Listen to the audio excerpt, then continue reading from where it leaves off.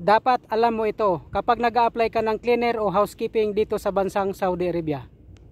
Hello mga kabs, ako si Kabus na vlogger housekeeping dito sa bansang Saudi Arabia sa loob ng 10 taon. Sa bidyong ito pag-uusapan natin ang mga tanong kadalasan ng ating mga employer dyan sa Pilipinas kapag sila ay nag-hire ng mga housekeeping o cleaner. Bakit natin ginawa ang video na ito? Ay simple lang mga kabs, upang makatulong tayo sa ating mga kababayan na gusto mag-apply ng mga housekeeping papunta dito sa bansang Saudi Arabia. Kaya mga kabs, tutok lang kayo sa video na to at tapusin nyo ang video na to para malaman nyo ang mga kadalasang interview at mga lumalabas sa mga interview mga kabs ng ating mga employer kapag sila ay pumunta dyan sa Pilipinas. At nais ko lang ding ibahagi ang aking kaalaman tungkol sa housekeeping para sa ating mga kababayang mga Pilipino na gusto talagang mag-apply dito papunta sa bansang Saudi Arabia.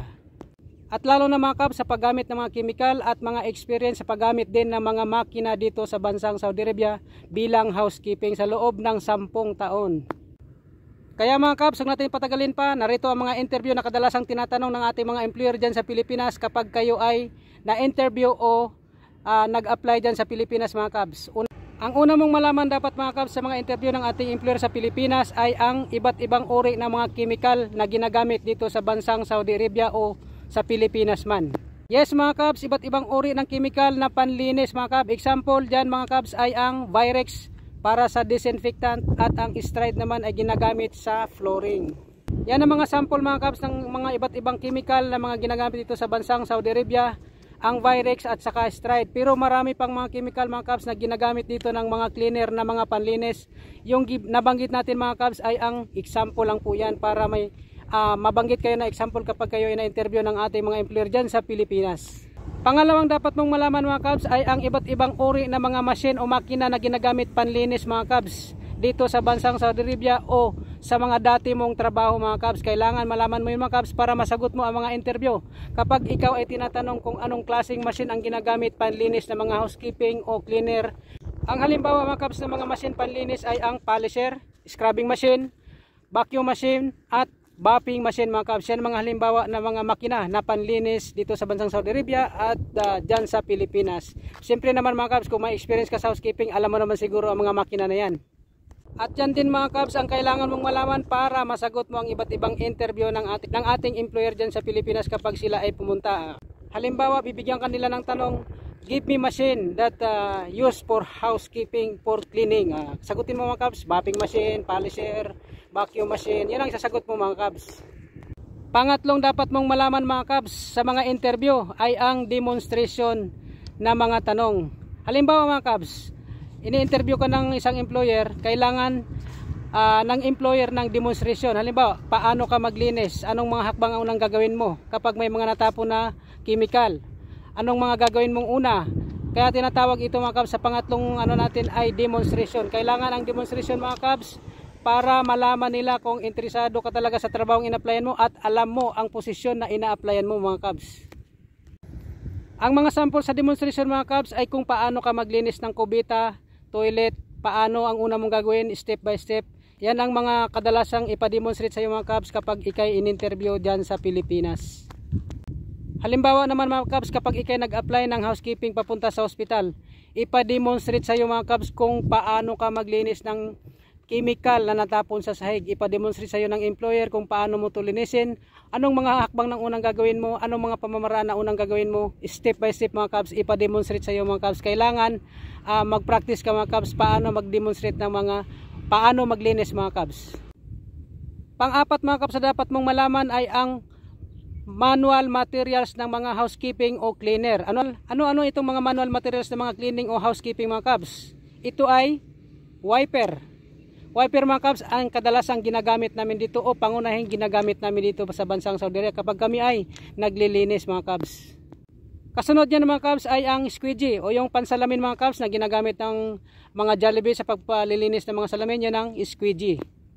Dust mop, dustpan at spray gun. Yan mga kadalasang ginagamit namin dito mga kabs kapag kami ay naglilinis na. Panglimang dapat mong malaman mga kabs ay ang mga machine na ginagamit panlinis sa carpet. Ano-ano mga ito mga kabs? Carpet shampoo machine, vacuum machine. Ngayon mga kabs, dito naman tayo sa mga tanungan. Kadalasan tinatanong to ng mga employer sa ating mga kababayan dyan sa Pilipinas. Ang tanong ay ganito mga kabs. Why do you want to work Saudi Arabia? Bakit gusto mo daw magtrabaho sa Saudi Arabia? Simple lang mga kabs ang sagot dyan. Sabihin mo mga kabs, I want to work Saudi Arabia because of my family and my future. I want to help my father and my parents, brothers and sisters. Sabihin mo ganyan mga kabs para maawayan ng mga employer mga kabs kapag yan ang nabanggit mo pagdating na sa pamilya mga kabs. Yan, malay mo mga kabs, isang puntos yan mga kabs, baka ma-hire ka o matanggap ka ng employer mga kabs. Ito pa kadalasang tanong ng employer mga kabs, how you handle homesick? Paano mo daw i-handle ang mga homesick mga kabs kapag nandito ka na sa Saudi Arabia? Kasi 2 taon ang kontrata mo dito mga kabs, paano mo daw i-handle ang homesick kapag na-homesick ka? Simple lang mga sagot yan mga kabs. Ganito lang sasabihin mo, I play music, dance TikTok, watching movie, para hindi ka ma-homesick. Yan lang sasabihin mo sa employer mga kabs. Yun lang ang simpleng sagot mga kabs. At ito pang isang sagot yan mga kabs. Singing of karaoke in my room. Yan, tuwang-tuwa sila dyan mga kabs kasi ang mga Arab mga kabs hindi sa gaano mahilig kumanta. Alam nila ang mga Pilipino na mahilig kumanta at masayahin. Itong pangwalo mga kabs na dapat mong malaman, ito ay tungkol sa pag-a-apply mo ng hospital kung sa hospital ka mag-apply mga kabs. Sabihin ng employer sa mga kabs, importante rin ito mga kabs, kaya dapat yung marunong kayo mag-explain at mag-demonstrate sa tanong na to kung sakaling may encounter nyo ang tanong na to mga kabs. Ang tanong ay ganito, how you clean the blood if there is blood spill in the floor? Yan ang tanong kadalasan ng mga employer kung sa hospital kayo nag-a-apply mga kabs, kasi na-encounter ko ang mga ganitong tanong mga kabs. Kailangan ma-demonstrate mo to ng maayos, kailangan step by step kung paano mo linisin ang dugo mga kabs, kasi importante dito yan mga kabs kapag kailangan marunong ka talaga maglinis ng ganyan mga kabs. I-demonstrate mo ng mabuti para maintindihan ng ating employer. Ganito ang mga technique mo mga kabs, lagyan mo ng action kapag nag-demonstrate ka para maniwala siya na talagang seryoso ka sa iyong pag-demonstrate mga kabs. Ito pang siya mga kabs, tungkol sa housekeeping to, sa mga obligasyon natin kung sa trabaho mga kabs. What is the roles and responsibilities of housekeeping? Halimbawa, yan na ma-encounter yung tanong. Ano daw mga responsibilidad ng mga housekeeping? Simple lang naman yan mga kabs eh. Maintain the cleanliness of the area, dusting, cleaning. Yun ang mga responsibilidad natin mga kabs bilang housekeeping. Okay mga kabs, dito na tayo sa pang-10 at last na talaga ito mga kabs kasi medyo magagabi na, alas 6 na dito ng hapon.